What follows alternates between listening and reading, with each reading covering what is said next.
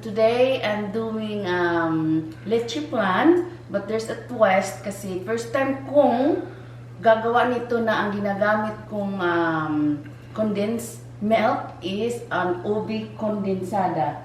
So ito, I need 10 eggs, but you have to separate the white and the yolks. And then the evaporated milk, 1 can, and 1 can of Ube Condensada. Vanilla extract and the sugar.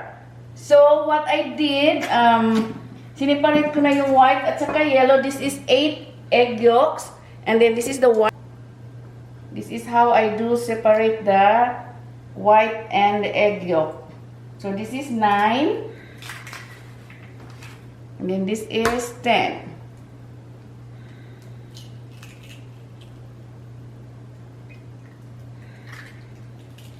It's hard sometimes to do it. So that's how I separate. There you go. So 10 na yan. So we're done with that. Put that away. And this one. And then the white. We'll put it away. Then what we'll do is we'll mix the egg yolks. Okay. And then we'll put the Ube Condensada. So, masarap kaya to guys. Hindi ko pa to na-try. This is my first time. Ubus natin lahat.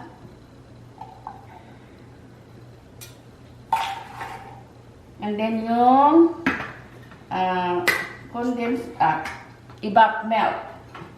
evaporated milk. Isang can din. Tapos i-strain natin to para matanggal yung mga white na nahahalo dito.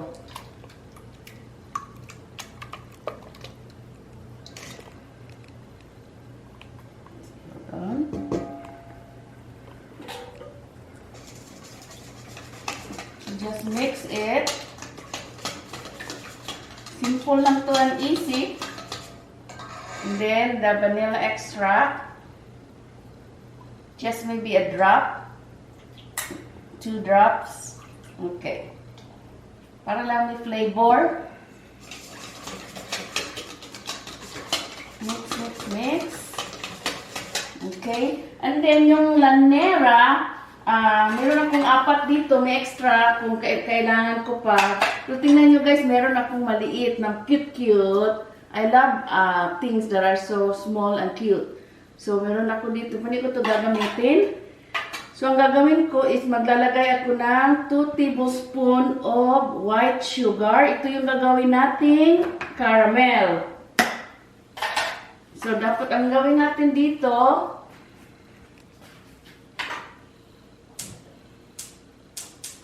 yung gawin natin caramel. Kailangan bantayan natin kasi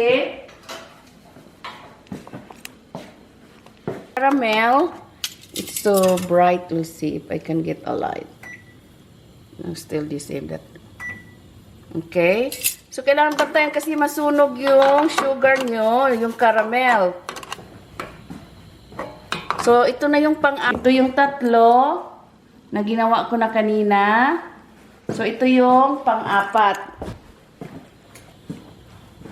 Yan. Kailangan nating bantayan. So, ayan na guys. Medyo brown na. Pero bantayan kayo masunog. Just mix it. Roll around. Patay natin yung apoy.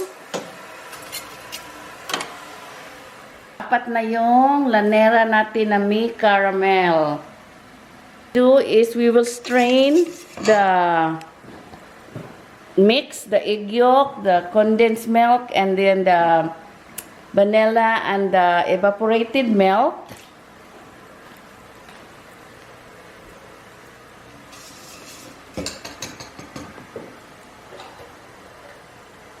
Okay, so ito yung strainer ko. Put away. Then we'll strain the whole mix.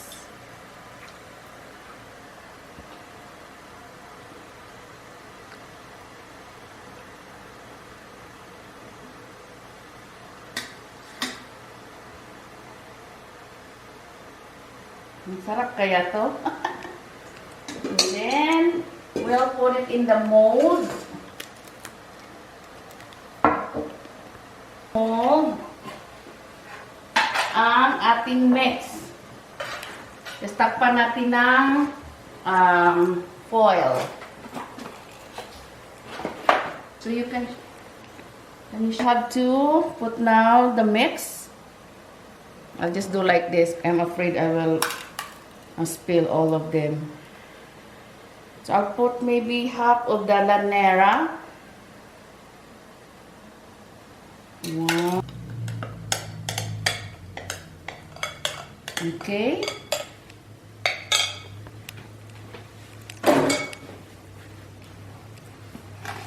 Then we'll cover it with foil. Tapos min-steam ko siya guys na 40 minutes. Steamer. So the water is boiling. Make sure that it's boiling when you put the leche flan. 1.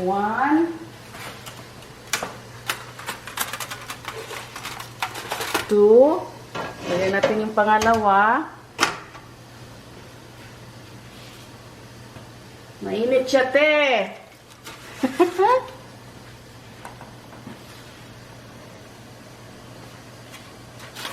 Okay. And then you cover it.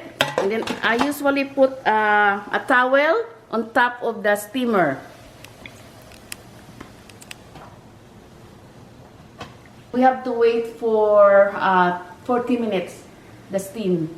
I steam it for 40 minutes to make sure that it's done. Be on medium heat, yung apoy. Tapos 40 minutes.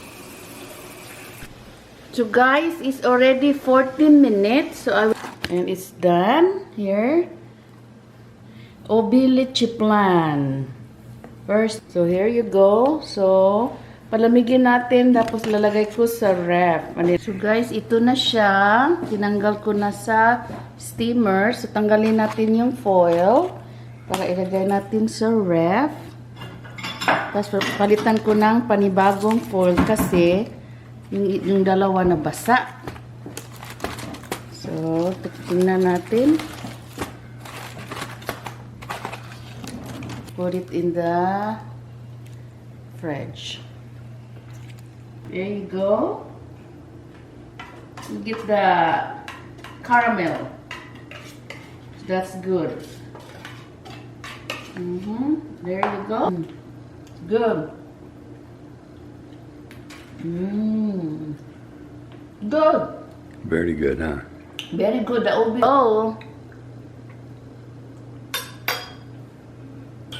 Very good, very good. I like the taste. Very nice. Very Thank good. you. It's Delicious. done. Thank you.